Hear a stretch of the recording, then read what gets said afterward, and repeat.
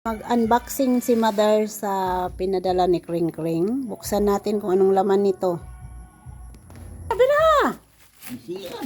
Napa po'y abrihan na dili gisiyon. Tara! Na! Unboxing tayo. Rice cooker pala ito guys na pinadala ni Kring Kring. Na, gisiyon!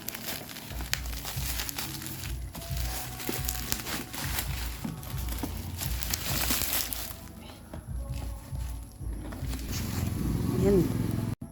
Abre.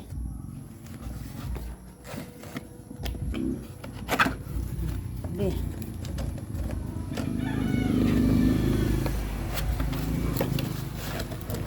Ano?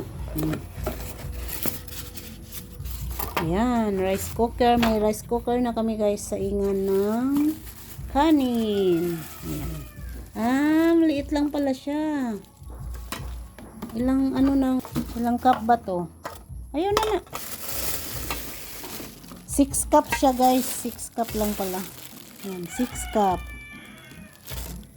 Thank you, Kring. May rice cooker na si Mother. Mag-thank you sa ka. Sa may masulti ni mong Kring. Kipadadaan makag-rice cooker. Masulti ni mong Kring. Salamat, Kring. May rice cooker si Mother. 6 cup lang pala guys. Okay lang to kasi kahit darating naman sila, hindi naman kami matakaw kung magkain ng kanin eh. Kaya okay lang yan, 6 cup. Guys, ayan ang rice cooker. Bali 6 cup. Tamang-tama lang talaga to. Kahit uuwi man sila, kasya pa rin naman kasi hindi naman kami matakaw kumain ng kanin. Sila lang namang 4 darating. Si Utulit, Kuya Titing, Kring Kring at Yatina, si Manang Romana ay hindi daw siya muna uwi kasi gipit. Kaya okay lang to. Hindi naman kami matakaw kumain ng kanin. Kaya tama lang talaga to. Lalo pag kami lang ni Mother dito, hindi kami malakas kumain. Ang isang takal nga isang kainan namin. Itong takal na to, isang kainan namin ni Mother kami ng dalawa kasi tipid kami sa kanin dahil nagbawas nga ng kanin kasi ang kanin hindi po maganda sa ating katawan pag sobra.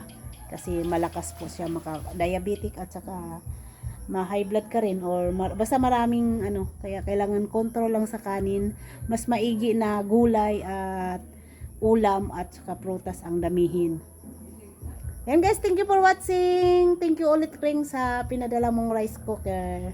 See you sa aking next vlog guys. Bye-bye. Bye-bye muna Mother. Bye-bye muna Mother.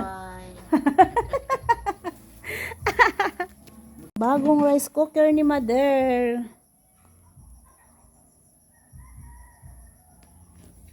May rice cooker na si Mother. Hindi na siya magsaing sa kaldero.